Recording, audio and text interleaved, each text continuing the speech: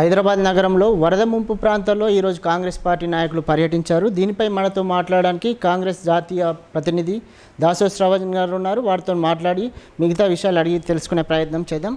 Sir చెప్పండి, ఈరోజు మీరు నగరంలో వరద ముంపు ప్రాంతాల్లో పర్యటించారు కదా, ప్రజలు ఎలాంటి సమస్యలు ఎదుర్కొన్నారు? ఇవాళ టీపీసీసీ అధ్యక్షులు ఉత్తమ్ కుమార్ రెడ్డి గారు, తర్వాత గ్రేటర్ హైదరాబాద్ అధ్యక్షులు అంజన్ కుమార్ యాదవ్ గారు, నేను, తర్వాత ఫిరోజ్ ఖాన్ గారు, నాంపల్లి ఇన్ఛార్జ్, వీళ్ళందరం కూడా కలిసి వాళ్ళ ఖైరతాబాద్ తర్వాత నాంపల్లి ప్రాంతాల్లో అంతా కూడా తిరిగినాము.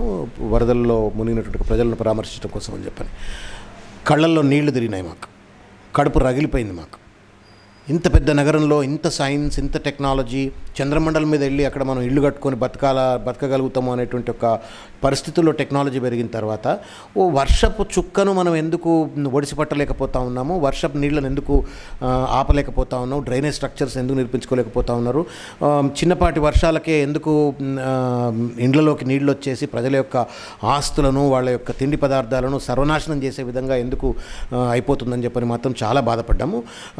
ప్రభుత్వం యొక్క బాధ్యతారాహిత్యాన్ని కూడా స్పష్టంగా మేము గుర్తించినాం. దేశంలో ఎక్కడా లేని విధంగా డిఆర్ఎఫ్ వ్యవస్థ మన రాష్ట్రంలో ఉందని మంత్రి కేటీఆర్ చెబుతున్నారు. సిగ్గుండాలి అట్లా మాట్లాడటానికి ఎవరికైనా. మరి డిఆర్ఎఫ్ వ్యవస్థ ఉంటే ఇవాళ ఎందుకు ఎంఎస్ మక్తాలో ఇవాళకి కూడా మోకాలు లోతు నీళ్లున్నాయి? ఇవాళ సిఏబి క్వార్టర్స్ పోదాంపా, one of the best colonies in Khairatabad, heart of the Hyderabad కదా అది, బెస్ట్ కాలనీస్. ఎట్లా ఉంది అలా? కుక్కట్పల్లికి పోదాంపా, ఎల్బీ నగర్ పోదాంపా, సరూర్ నగర్ పోదాంపా, ఓల్డ్ సిటీకి పోదాంపా, యాడికంటే ఆడికి పోదాం. ఎంతమందిని డిఆర్ఎఫ్ వాళ్ళు రెస్క్యూ చేసినారు? ఏం డిజాస్టర్ మేనేజ్మెంట్ ప్రిపరేషన్ ఉంది మీ దగ్గర? ఏం ఎక్విప్మెంట్ ఉన్నది? ఇవాళ అడుగుతా ఉన్నారు సిఏబీ క్వార్టర్స్ మార్నింగ్ ఖైరతాబాద్కి పోతే, అయ్యా మాకు పడవలు పంపించండి, మా దగ్గర వృద్ధులు ఉన్నారు, ఇంట్లోకి వెళ్ళి బయటకు వెళ్తట్లేరు, వాళ్ళని ఎక్కడికన్నా పంపిస్తాం, మాకు పడవలు పంపండి అని చెప్పి మమ్మల్ని రిక్వెస్ట్ చేస్తూ ఉన్నారు. ఎవరికి ఫోన్ చేసినా ఫోన్ ఎత్తాడు, జిహెచ్ఎంసీ వాడు ఫోన్ ఎత్తాడు, డిఆర్ఎఫ్ వాడు ఫోన్ ఎత్తాడు, ఎలక్ట్రిసిటీ డిపార్ట్మెంట్ వాడు ఫోన్ ఎత్తాడు, ఎవడు ఫోన్ ఎత్తాడు? నా ముఖ్యమంత్రి అందుబాటులో ప్రజలకు ఉండరు, ఆయన కింద పనిచేసే అధికార యంత్రాంగం కూడా ఎవరికి అందుబాటులో ఉండకుండా ఎవరిని మభ్యపెడతా ఉన్నారు, ఇది బాగుంది అది బాగుందని చెప్పని. అన్ని బాగుంటే కింద వరదలు ఎందుకు వస్తాయివా? ఇవాళ ఢిల్లీ ఉంది for example, Delhi is also పెద్ద పెద్ద ఫ్లాష్ రెయిన్స్ చూసింది ఢిల్లీ గతంలో. కానీ చుక్క 10 నిమిషాల్లో పడ్డ నీళ్ళన్నీ మళ్ళీ ఎక్కడికక్కడ రెయిన్ వాటర్ స్ట్రక్చర్స్లోకి వెళ్ళిపోతుంది, నీళ్ళంతా కూడా బయటకు వెళ్ళిపోతుంది. ఇక్కడ ఎందుకు జరుగుతుంది ఎట్లా? బంజారాహిల్స్, జూబ్లీహిల్స్లో కూడా ఎందుకు రెయిన్ వాటర్ స్ట్రక్చర్స్ కట్టలేకపోయినారు మీరు? అంటే ఇప్పుడు హైదరాబాద్ నగరంలో అక్రమ కట్టడాలు కానీ చెరువుల కబ్జాలన్నీ కాంగ్రెస్ ప్రభుత్వం హయాంలో జరిగినాయని టీఆర్ఎస్ నాయకులు ఆరోపిస్తున్నారు. దీనిపై ఎవడి హయాంలో అయినా కానీ కూల్చివేయవలసినటువంటి ఒక బాధ్యత, హక్కు ప్రభుత్వానిది. మేమేమైనా ముద్దు పెట్టుకోమంటున్నామా, మూతి నాకమంటున్నామా కాంగ్రెస్ పార్టీలని? కాంగ్రెస్ ఓడు కబ్జా చేసినా, టీఆర్ఎస్ ఓడు కబ్జా చేసినా, ఎంఐఎం ఓడు కబ్జా చేసినా ఇంకిపిచ్చు, కూలగొట్టు, పైసలు పెట్టాయి, 12,000 కోట్లు అవసరమన్నావు, 28,000 అక్రమ కట్టడాలను తర్వాత అక్రమ కట్టడాలను ఎందుకు తీసేయలేకపోతా ఉన్నారు అంటే మీరు డబ్బు కేటాయిస్తలేరు. మీరు ఇవాళ ఇక్కడ రెవెన్యూ అంతా కూడా తీసుకెళ్ళి కాళేశ్వరంకు కమిషన్ల కక్కుర్తి కోసం కాళేశ్వరంలో పెట్టినారు. కానీ హైదరాబాద్లో 1/3 తెలంగాణ పాపులేషన్ ఉంది, వర్షం వస్తే చనిపోతారు, వాళ్ళకి ఇబ్బంది అవుతుంది, నగరం అంతా అతలాకుతలం అవుతుంది. ఇక్కడ డబ్బులు ఖర్చు పెట్టాలా, ఇక్కడ అక్రమ కట్టడాలు తొలగియాలా, ఇక్కడ నాలాల్లో పూడిక తీయాలా, ఓపెన్ నాలాలను మూసివేయాలా, రిటైనర్ వాల్స్ కట్టాలా, లేకపోతే రెయిన్ వాటర్ స్ట్రక్చర్స్ను కట్టాలా, ఈ సోయి లేదు ఈ ప్రభుత్వానికి. రోడ్లను రిపేర్ చేయాలా, సోయి లేదు. ఎంతసేపు ప్రజలను మభ్యపెట్టి ఒక క్యామఫ్లేజ్, ఒక భ్రాంతి, ఆ గురి చేయటం కోసం అన్నట్టుగానే వాళ్ళు మొత్తం డెవలప్మెంటల్ ఆర్భాటాలు చేసినారు తప్ప అభివృద్ధి మాత్రం చేయాలి. హైదరాబాద్ నగరంలో 67,000 కోట్లతోని మేము అభివృద్ధి చేశామని, రాబోయే జిహెచ్ఎంసీ ఎన్నికల్లో టీఆర్ఎస్ పార్టీ 100కు పైగా సీట్లు సాధిస్తుందని టీఆర్ఎస్ నాయకులు చెబుతున్నారు. ఇప్పుడు 2 విషయాలండి. 67,000 కోట్ల రూపాయలు ఖర్చు పెడితే ఎందుకు ఇవాళ రెయిన్ వాటర్ స్ట్రక్చర్స్ 1 ఇంచు కూడా 7 సంవత్సరాల్లో ఎందుకు కట్టలేదు? జిహెచ్ఎంసీ అధికారంలోకి వచ్చి 5 ఏళ్ళు అయింది, అంత సెకండ్ టర్మ్ అధికారంలో ఉన్నారు, 2 ఏళ్ళు అయిపోయింది, ఇంకా 2 ఏళ్ళు అయిపోతే మళ్ళీ గద్దె కూడా దిగాల్సిందే. ఈ 7 సంవత్సరాల కాలంలో 67,000 కోట్ల రూపాయలు ఖర్చు పెట్టినామన్నారు కదా. ఏ కాంట్రాక్టర్ జేబులకు పోయినాయో, ఏ పెద్దాళ్ళ జైలుకు జేబులకు పోయినాయో తెలియదు. కానీ ఎందుకు మీరు రెయిన్ వాటర్ చిన్నది రెయిన్ వాటర్ స్ట్రక్చర్ ఎందుకు కట్టలేకపోయినారు? ఓపెన్ నాలాస్ అదేం రాకెట్ సైన్స్ కాదు కదా, పిల్లలు అండ్లబడి చనిపోతా ఉన్నారు, కొట్టుకుపోతారు, ఎందుకు కట్టలేకపోయినారు? Where is that money gone? ఎవరి జేబులకు పోయింది? ఎవరు డెవలప్మెంట్ అయినరు? హైదరాబాద్ డెవలప్మెంట్ అయిందా, లేకపోతే దాని పేరు మీద ఎవరన్నా టీఆర్ఎస్ పార్టీ పెద్దలు కావచ్చు, లేకపోతే అధికారంలో ఉన్నటువంటి అధికారులు ఎవరన్నా అభివృద్ధి చెందినరా? చలో let us come for a discussion. Wear is that money gone? ఎవరికి డెవలప్మెంట్ చేసినారు మీరు? ఎందుకు గుంతల రోడ్లే ఉన్నాయి నిజంగా 67,000 కోట్లు మీరు ఖర్చు పెడితే? నిన్నటి దాకా నడుములు ఇరిగి తిరిగింది కదా ప్రజలంతా. ఇవాళ కరోనా టైంలో ఎలక్షన్స్ వస్తున్నాయి కాబట్టి ధన రోడ్లు వేసి తెల్ల రోడ్లు నల్ల రోడ్లు అని చెప్పి ప్రజల్ని మభ్యపెట్టినావు, కానీ మొత్తం 6 ఏళ్ళు నువ్వు ప్రజలు నానా ఇబ్బంది గురి చేసినావు కదా. రోడ్లు లేకుండా నడుములు ఇరిగిపోయినాయి కదా. ఆర్థోపెడిషియన్స్ అంతా సర్జన్ దగ్గర పోయి నడుముల సర్జరీలు, స్పైన్ సర్జరీలు చేయించుకున్నారు కదా. ఎక్కడ పోయినా 60,000 కోట్లు. ఒకటి. ఇక గెలుపు ముచ్చటకు వస్తే ప్రజలను you can pool people once, but you can't. Sir, మనము హైదరాబాద్ నగరాన్ని విశ్వనగరంగా పేరు పొందిన హైదరాబాద్ నగరంలో ఇలాంటి దుర్భర పరిస్థితులు రావడానికి గల కారణాలు ఏంటంటే? ప్రధానమైనటువంటి కారణాలు, గ్రేటర్ హైదరాబాద్లో దాదాపు 1,500 కిలోమీటర్ల పొడుగున్నటువంటి ఒక డ్రైనేజ్ సిస్టమ్ ఉంది. కానీ మనకు అవసరమైనటువంటిది ఇవాళ ఉన్నటువంటి ఒక పరిస్థితుల దృష్ట్యా, ఎక్స్పాండెడ్ సిటీ దృష్ట్యా 5,000 కిలోమీటర్లు కావాలా. దాన్ని 7 సంవత్సరాల కాలంలో 1 కిలోమీటర్ కూడా కొత్త డ్రైనేజ్ సిస్టమ్ను నిర్మించిన పాపాన పోలేదు. ఇవాళ 2 లక్షల మ్యాన్ హోల్స్ ఉన్నాయి, కానీ మనకు కావాల్సింది 4.5 లక్షల మ్యాన్ హోల్స్ కావాలా. ఈ 7 సంవత్సరాల పరిపాలనలో కనీసం ఒక కొత్త మ్యాన్ హోల్ కూడా ఎక్కడ కూడా నిర్మించిన పాపాన పోలేదు. ఇవాళ గ్రేటర్ హైదరాబాద్లో 185 చెరువులు ఉన్నాయి. ఉమ్మడి ఆంధ్రప్రదేశ్లో ఉన్నప్పుడు దాదాపు 80% ఈ చెరువులన్నీ కూడా కబ్జాకు గురైపోయినట్టు ఒక పరిస్థితి. FTL స్ట్రక్లో కూడా, లిమిట్స్లో కూడా ఇళ్ళు కట్టుకున్నట్టు ఒక పరిస్థితి. ఈ 7 సంవత్సరాల కాలంలో పెద్ద పెద్ద గొప్ప మాటలు మాట్లాడినారు. మేము అసెంబ్లీలో కూడా మాట్లాడినారు, బయట కూడా మాట్లాడినారు. మేము ఎవరిని వదిలిపెట్టాం, కబ్జాకారులు అందరినీ మేము అరెస్టులు చేస్తాము అని చెప్పని మాట్లాడినారు. కనీసం వాళ్ళు ఒక చెరువులో 1 ఇంచు కబ్జా అయిన భూమిని కూడా కాపాడలేకపోయినారు. కబ్జాలను తొలగించేటువంటి ఒక పరిస్థితిలో లేరు. 12,800 అక్రమ కట్టడాలు గ్రేటర్ హైదరాబాద్లో ఉన్నాయి. వాటిని తొలగించి ప్రత్యామ్నాయం కట్టడాలు కట్టాలంటే దాదాపు 12,000 కోట్ల రూపాయలు అవుతుంది అని చెప్పని ఒక అంచనా వేసినారు. 67,000 కోట్ల రూపాయలు ఖర్చు పెట్టినామంటా ఉన్నారు. కానీ 12,000 కోట్లు ఈ అక్రమ కట్టడాలకు సంబంధించి కేవలం 200 కోట్ల రూపాయలు మాత్రమే ఖర్చు పెట్టినారు. అది కూడా ఏ రకమైనటువంటి ఒక పురోగతి చెందలేదు. వాళ్ళు కాంట్రాక్ట్లు ఇచ్చినారు తప్ప కాంట్రాక్టర్లు ఎవరు కూడా పనిచేసే పరిస్థితిలో లేరు. ఎందుకంటే వాళ్ళకు డబ్బులు ఇచ్చేటువంటి ఒక పరిస్థితిలో జిహెచ్ఎంసీ లేదు. మొత్తానికి ఏంటి అంటే మసిబూసి మారేడుకాయలు చేసినట్టుగా ఒక ప్రజలను భ్రాంతికి గురి చేసే విధంగా పెద్ద పెద్ద హోర్డింగ్లు పెట్టడము, లైట్లు పెట్టడము, గ్లోబల్ సిటీ అని చెప్పని డల్లాస్, న్యూయార్క్, ఇస్తాంబుల్ అని పెద్ద పెద్ద మాటలు మాట్లాడి ప్రజలను మభ్యపెడతా ఉన్నారు తప్ప వాళ్ళు చేసినటువంటిది ఏమీ లేదు. నేను లెక్కలతో చెప్తా ఉన్నాను. 7 సంవత్సరాల్లో ఎన్ని మ్యాన్హోల్స్ కట్టారు, 7 సంవత్సరాల్లో ఎన్ని కిలోమీటర్ల కొత్త డ్రైనేజ్ చేసినారు, 7 సంవత్సరాల్లో ఓపెన్ నాలాస్ను ఎన్ని మూస్ చేసినారు, 7 సంవత్సరాల్లో ఓపెన్ నాలాల పూడిక ఎంతవరకు మీరు తీయగలిగినారు, ఎన్ని కోట్ల రూపాయలు ఓపెన్ పూడిక తీత కోసం అని చెప్పని మీరు ఖర్చు పెట్టినారు అని అంటే ఇవన్నీ కూడా ప్రశ్నార్థకమైనటువంటిది. ఇవాళ జిహెచ్ఎంసీ అంతా కూడా అప్పుల కూపంలో నెట్టివేయబడ్డది. ఉమ్మడి ఆంధ్రప్రదేశ్ ఉన్నప్పుడు ఒక సర్ప్లస్ రెవెన్యూతో ఉన్నటువంటి ఒక జిహెచ్ఎంసీ ఇవాళ 7 సంవత్సరాల్లో సర్ప్లస్ రెవెన్యూ ఉన్న స్టేటు, అత్యంత ధనిక రాష్ట్రం భారతదేశంలో అని చెప్పుకుంటున్నటువంటి ఒక పెద్దలు ఇవాళ జిహెచ్ఎంసీని ఎందుకు అప్పుల కూపంలో నెట్టేసినారు? జిహెచ్ఎంసీ ఆషామాషి కాదు కదా. దాదాపు 1/3 ఆఫ్ తెలంగాణ పాపులేషన్ ఇవాళ గ్రేటర్ హైదరాబాద్లో ఉంటారు. ఎందుకు మీరు దాన్ని పట్టించుకోలేకపోయినారు? 7 లక్షల కోట్ల రూపాయలు తెలంగాణ రాష్ట్ర రెవెన్యూ కోసం హైదరాబాద్ ప్రజలు కాంట్రిబ్యూట్ చేస్తే నువ్వు హైదరాబాద్ ప్రజలకు ఇచ్చేది ఏంటి అంటే వరద బురద. ఇవాళ టీఆర్ఎస్ వాళ్ళు ఒకసారి మోసం చేస్తే నమ్మి ప్రజలు ఓట్లేసి ఉండొచ్చు, 2 సార్లు మోసం చేస్తే ప్రజలు మోసపోయి ఓట్లేసి ఉండొచ్చు. కానీ ప్రతిసారి మోసపోతారు. మేము చెప్పే కల్లబుల్లి కబుర్లకు, ఇస్తాంబుల్ కబుర్లకు, న్యూయార్క్ కబుర్లకు, డల్లాస్ కబుర్లకు మాకు మొత్తం డొర్లుకుంటూ వచ్చి ఓట్లేస్తారు ప్రజలు అని చెప్పని కలలు గంటా ఉన్నారు. ఈసారి తప్పనిసరిగా కర్రు కాల్చి వాళ్ళకి వాతలు పెడుతుండొచ్చు అని చెప్పని మేము బలంగా నమ్ముతున్నాం. ఎందుకు నమ్ముతున్నాం ఈ మాట అంటే ఇవాళ దాదాపు 150 మంది 148, 147, 148 కార్పొరేటర్లు ఇవాళ టీఆర్ఎస్ వాళ్ళు, ఎంఐఎం వాళ్ళు కలిస్తే ఉంటారు. కౌరవులు లెక్క ఇవాళ కార్పొరేటర్లు అంతా తయారైపోయినారు. ఇవాళ దోపిడీ ఎక్కడికక్కడ కబ్జాలు వాళ్ళే. ఇల్లు ఎవడన్నా పాపం కష్టపడి వాడు చెమటోడ్చి వాడి ఇంటి ముందు సిమెంట్ బ్యాగ్ వేసుకున్నా, ఒక చిన్న ఇసుక కుప్ప వేసుకుని ఇల్లు కట్టుకుందామని అంటప్పటికి ఇల్లు గడపార పట్టంగానే వాడు పెద్ద గడపార లెక్క వచ్చి ముందు నిలబడి ఎంత ఇస్తావు అనుకుంటూ వచ్చి పైసలు వసూలు చేసుకుపోతున్న కార్పొరేటర్లు ఇవాళ టీఆర్ఎస్ పార్టీ కార్పొరేటర్లు. చెప్పండి కేటీఆర్ గారిని, ఎంతమంది కార్పొరేటర్ల పైన ఈ యొక్క కమిషన్లు తీసుకుంటున్నారని చెప్పని, ప్రజలను బెదిరించి అడ్డం దిడ్డంగా దోపిడీ చేసుకుంటున్నారని చెప్పని ఎంతమంది చర్యలు తీసుకున్నారు? లాస్ట్ టైం జిహెచ్ఎంసీ ఎలక్షన్స్ అయిపోయిన తర్వాత ఎలక్షన్స్ ముందు ఏం మాట్లాడినారు? ఏ కార్పొరేటర్ అయినా తప్పు చేస్తే వాడిని మీరు చర్య తీసుకుంటా అని చెప్పిండ్రు. ఆఖరికి మనం చూసినాం సిరిసిల్లలో మున్సిపల్ చైర్మన్ ఏం చెప్పింది, మాకు మంత్రి గారే చెప్పిండ్రు 3% తీసుకోమని చెప్పండి అని చెప్పని. ఇట్లా ఒక కమిషన్ల కోసం కక్కుర్తులు పడేటువంటి ఒక కౌరవుల లెక్క టీఆర్ఎస్ పార్టీ కార్పొరేటర్లు అంతగా మారిన తర్వాత ఇక ఎమ్మెల్యేల సంగతి చెప్పనే వద్దు. కబ్జాలు చేసిండ్రు, ఆ కబ్జాలు చేసిన భూములు కాపాడుకోవడం కోసం దానం నాగేందర్ లాంటి వాళ్ళను టీఆర్ఎస్లోకి తీసుకుంటారు. ఇక తలసాని శ్రీనివాస్ యాదవ్ అంతు లేదు, అడ్డు లేదు, అదుపు లేదు, ఆయన ఇష్టం వచ్చినట్టు భూ కబ్జాలకు పాల్పడతాడు. మొత్తం టీఆర్ఎస్ పార్టీ ఎమ్మెల్యేలు, కార్పొరేటర్లు ఇతర కబ్జాలకు పాల్పడతా ఉంటే, ప్రజల దగ్గర కమిషన్లు దండుకుంటా ఉంటే ఇంకా కూడా ప్రజలు మోసపోయి ఓట్లు వేస్తారు అని అంటే నేను మాత్రం ప్రజల మీద విశ్వాసం ఉన్నటువంటి వాడిని. ఒకసారి నమ్మిండొచ్చు, రెండుసార్లు నమ్మిండొచ్చు, కానీ ఎల్లకాలం ఈ మోసాన్ని పట్టం కడతారని నేను అనుకోవట్లేను. తప్పనిసరిగా గ్రేటర్ హైదరాబాద్ను బురదల హైదరాబాద్గా మార్చినందుకు, ఒక అద్భుతమైన హైదరాబాద్ను ఒక బురదగుంటగా మార్చినందుకు తప్పనిసరిగా వాళ్ళకి తగిన గుణపాఠం చెప్తారు. ఈసారి ఈ అవినీతిని తప్పనిసరిగా ఎండగడతారని బలంగా నేను నమ్ముతా ఉన్నా. అంటే నాయకులు పరామర్శించడానికి వచ్చినప్పుడు ప్రజలు వారి సమస్యలను నాయకుల ముందు తీసుకెళ్ళడానికి వెళ్ళినప్పుడు పోలీసులతో ప్రజలపై లాఠీచార్జ్ చేస్తున్నారని మనం చూస్తున్నాం కదా సార్. దీనిపైన అంటే ఇప్పుడు దట్స్ అ క్లియర్ ఎగ్జాంపుల్. ఇవాళ కేటీఆర్ గారు పర్యటనలు చేస్తూ ఉన్నారు. నేను పొద్దునట్టు కూడా చూసిన దానం నాగేందర్ గారు, తలసాని శ్రీనివాస్ యాదవ్ గారు. మేము ఎక్కడికి పోయినామో మేము వాళ్ళకెళ్ళి ఒక గంటగా బయటకు రాగానే మళ్ళీ దాని వెనకబడిపోతూ ఉన్నారు.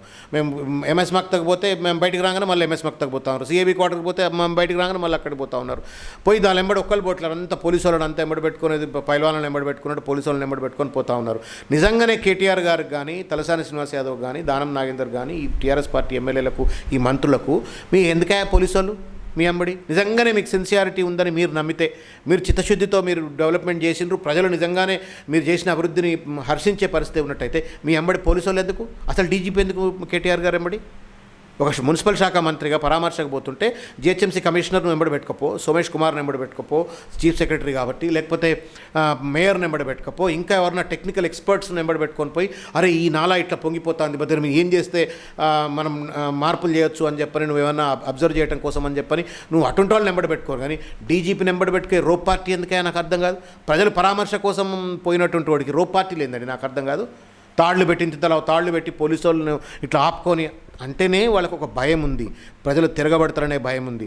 వాళ్ళకి ఎంతసేపు ఏంటంటే వేల కోట్ల రూపాయలున్నాయి మా దగ్గర, వాళ్ళ విచ్చలవిడి ఇక అక్రమంగా సంపాదించిన సొమ్ము ఉంది, ఆ సొమ్ముతోటి ఓటర్లను కొనుక్కోవచ్చు, ఓటర్లు అమ్ముడుపోతారు అనేటువంటి ఒక విశ్వాసంతో వాళ్ళు చిల్లర మాటలు మాట్లాడి మేమే గెలుస్తామంటా ఉన్నారు. కానీ నాకు తెలిసి వాళ్ళ ప్రజలు ఏ రకంగా తిరుగుబాటు వాళ్ళు ఎక్కడ పోతే అక్కడ ప్రజలు తిరగబడుతున్నారో ఎమ్మెల్యేలు పోయినా, కేటీఆర్ గారు పోయినా, ఇంకా చాలామంది పోతే అప్పుడు తిరగబడుతున్నారో ప్రజలు తప్పనిసరిగా రేపు రానున్న గ్రేటర్ హైదరాబాద్లో కూడా తిరగబడతారు. కొత్త చరిత్ర రాస్తారు. ఈ అవినీతి కోర్లకు, ఈ కబ్జా కోర్లకు, ఈ రకంగా చిల్లర మాటలు మాట్లాడి ఇస్తాంబుల్, డల్లాస్ అండి, న్యూయార్క్ అని చిల్లర మాటలు మాట్లాడి ప్రజలను మోసం చేసిన వీళ్లకు గుణపాఠం తప్పనిసరిగా చెప్తారని నేను బలంగా నమ్ముతాను. దీంతో పాటుగా V3 ద్వారా నేను V3 ప్రేక్షకులకు కూడా ఒక మాట చెప్తా ఉన్నాను. వాడు మంచోడు కాడని నేను చెప్తూనే తప్పనిసరిగా రేపు గ్రేటర్ హైదరాబాద్లో కాంగ్రెస్ పార్టీ గెలిచిన తర్వాత అద్భుతమైనటువంటి ఒక హైదరాబాద్ అర్బన్ డెవలప్మెంట్ పాలసీని పట్టుకొస్తాం. ఇవాళ 1,00,000 కోట్లు అండి హైదరాబాద్లో జనరేట్ అయ్యేది.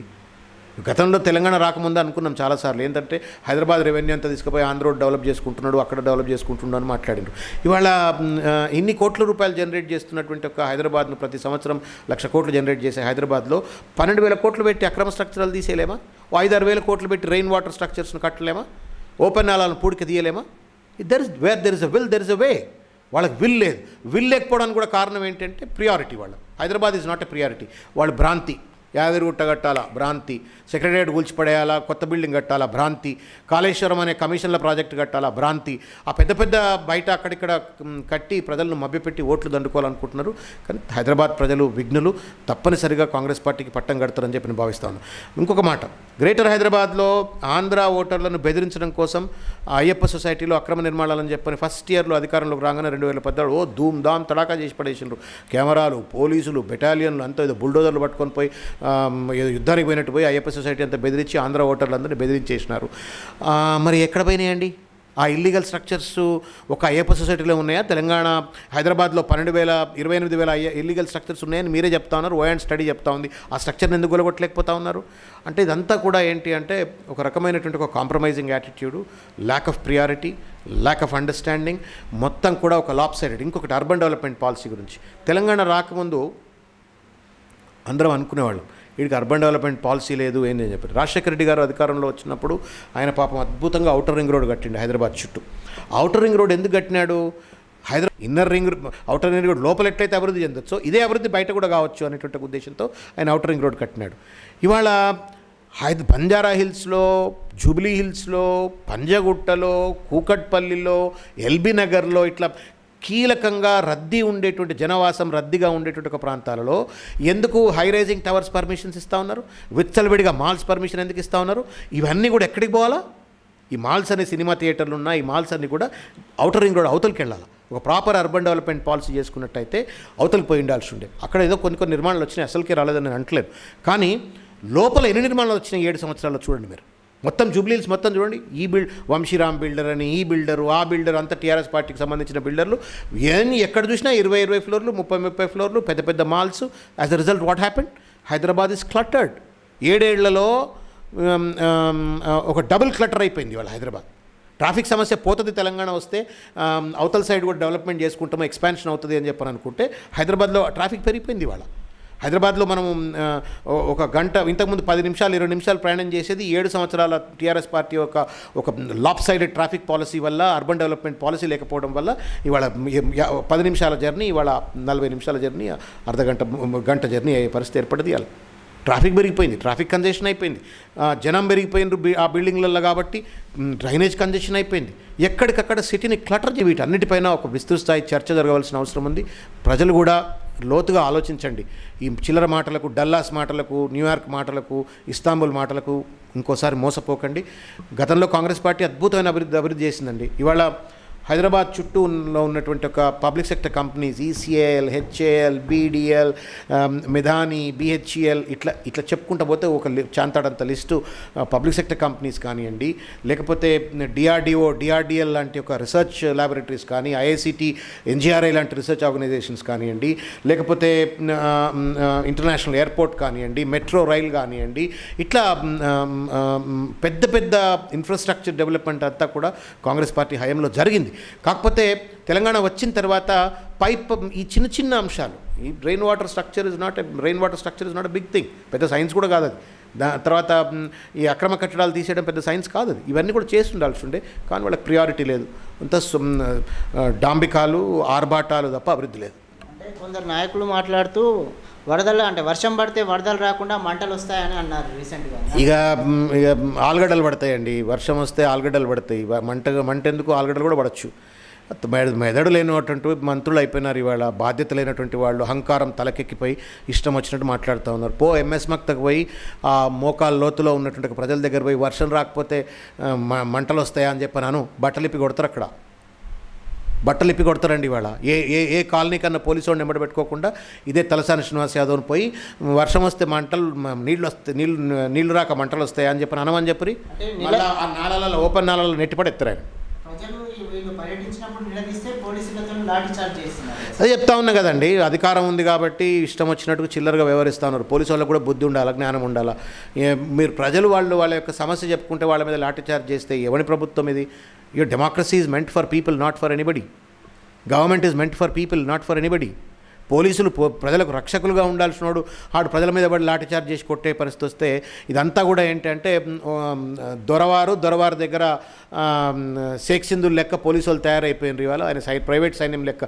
మొన్న ఎవరో చెప్తా ఉన్నారు, ఇది ఐపీఎస్ కాదు కేపీఎస్, కల్వకుంట్ల ప్రైవేట్ సైన్యం అని చెప్పని.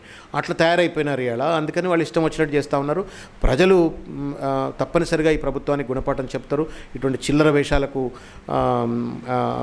తప్పనిసరిగా గుణపాఠం చెప్తారని నమ్ముతా ఉన్నారు. చివరగా కాంగ్రెస్ పార్టీ తరఫున ప్రజలకు ఎలాంటి భరోసా ఇస్తున్నారు, అలాగే ప్రభుత్వానికి ఏం డిమాండ్ చేస్తారు? ఒకటండి, ఇవాళ ముఖ్యంగా కాంగ్రెస్ పార్టీ తరపు నుండి చనిపోయినటువంటి వాళ్ళు 20 మంది కాదు, వాళ్ళు చెప్తున్నటువంటి 20-30 మంది అని చెప్తా ఉన్నారు. దొంగ లెక్కలు చెప్తున్నారు, సిగ్గు లజ్జా లేదు. ఒక్క జల్పల్లి అనేటువంటి ఒక గ్రామంలో అప్ప అనేటువంటి ఒక చెరువు దగ్గర 70 బండ్లు, కార్లు కొట్టుకుపోయినాయి. దాంట్లో దాదాపు 100 మంది చనిపోయినారు అంటూ ఉన్నారు. ఇవాటికి కూడా గుట్టలు లెక్క శవాలు దొరుకుతూ ఉన్నాయి. ఇంకా చాలా శవాలు దొరకలేదు. మొత్తం హైదరాబాద్లో దాదాపు 120 మంది దాకా చనిపోయి ఉంటారు, 130 మంది దాకా చనిపోతుంటారు అని చెప్పని మనకి ఇవాళ ఒక స్థూలమైనటువంటి ఒక అంచనా.